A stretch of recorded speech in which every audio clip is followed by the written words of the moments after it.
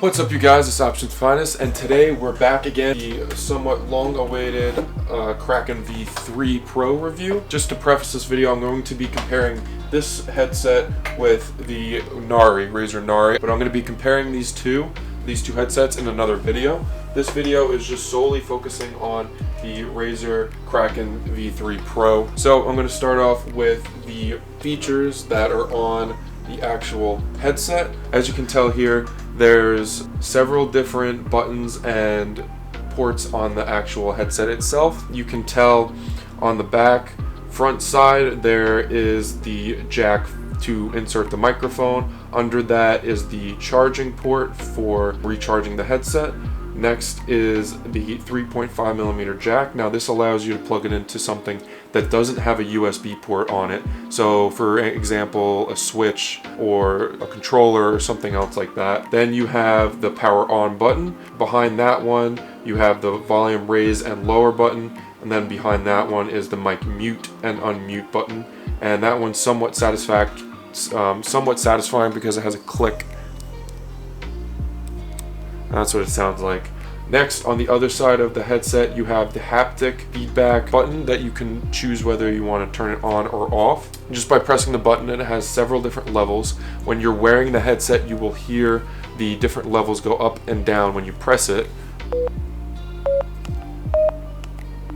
Alright, so those are the sounds of the Hypersense when you actually turn it on, and the different levels of when it is turned on or up. So that's everything that's on the actual headset, just from the perspective of the body. Now to the construction on the top. It's very soft actually wearing these. It feels very nice compared to some of my other headsets in the past that I've had. It feels light on your head. This upper cushion part of the headset feels nice just to the touch. Made of leather. I'm assuming memory foam on the inside.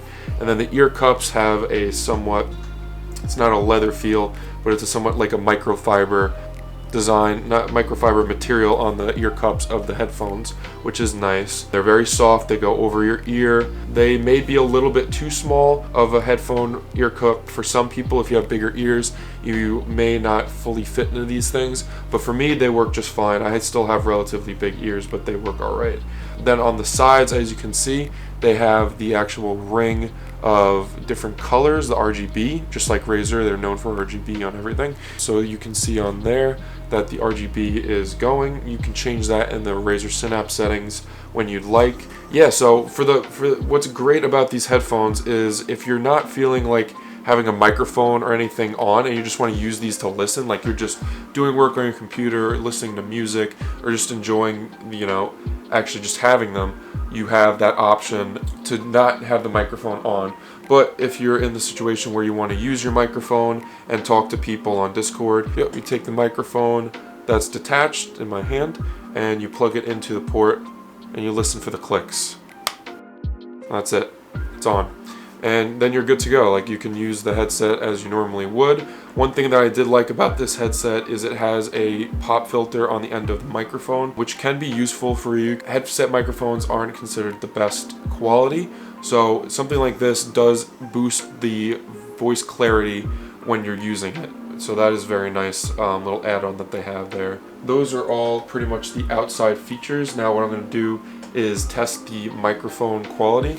So I'm going to put these on, and this is going to be me speaking with the microphone. So now the more important part that I know a lot of people are interested in, the actual Hypersense on the headset, right? So I did show you briefly that the sound that it makes when you turn on the Hypersense on the headset. I will say it was a big shocker compared to what I'm used to.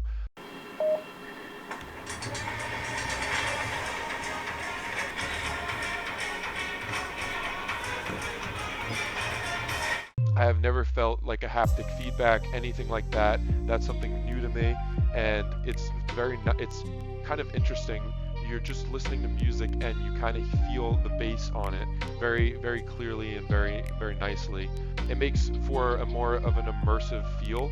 I really enjoy just, for anything that you put on will give you some kind of feedback where it like vibrates your headset and on your head, and it feels really cool. When you get it, you kind of just plug it in and you're good to go. You take the little dongle and plug it into the computer, and that will instantly connect it to the Razer Synapse. If you already have Razer products, you will most likely have the software, but if not, you just go on Razer's website, download Razer Synapse, and there's no problem there.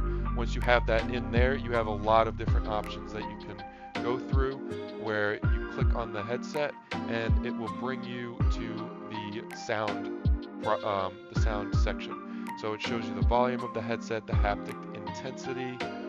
Then you can go to the mixer, where it will allow you to go into the audio settings on mixing for different applications or games, which is very, very nice. You can set it to game EQ, to video, like movies or music, kind of different things. So it's very nice. You can enhance it.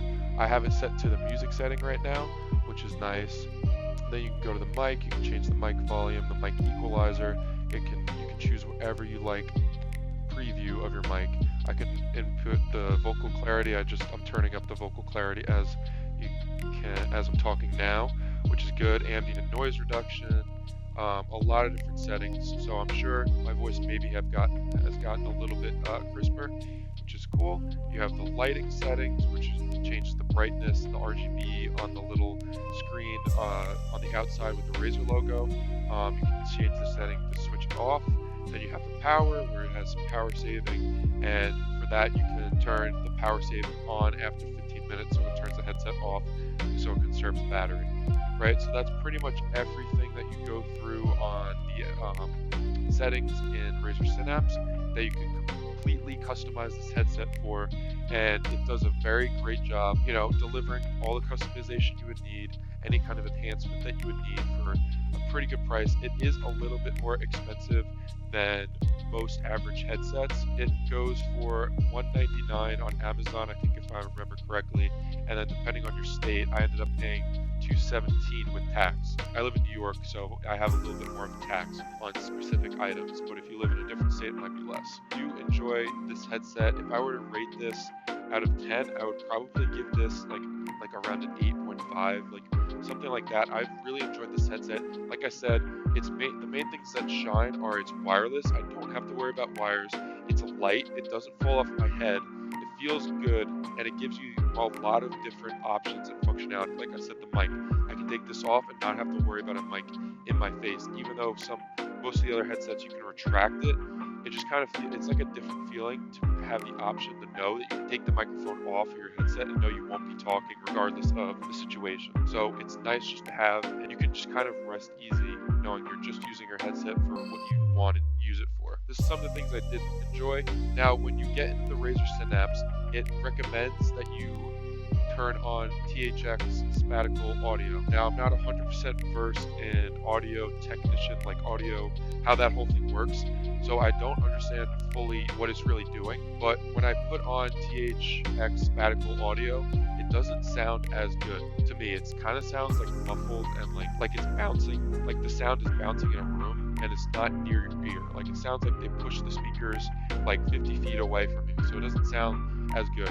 I like the regular Razer Kraken V3 default device speakers that you can put in the sound settings. That to me sounds way better, and I'm just sticking to leaving it like that, and I'll change the audio settings as I want. Other than that, I don't have any complaints. I could give this, instead of an 8.5, I give it a 9. The only complaint I have is that.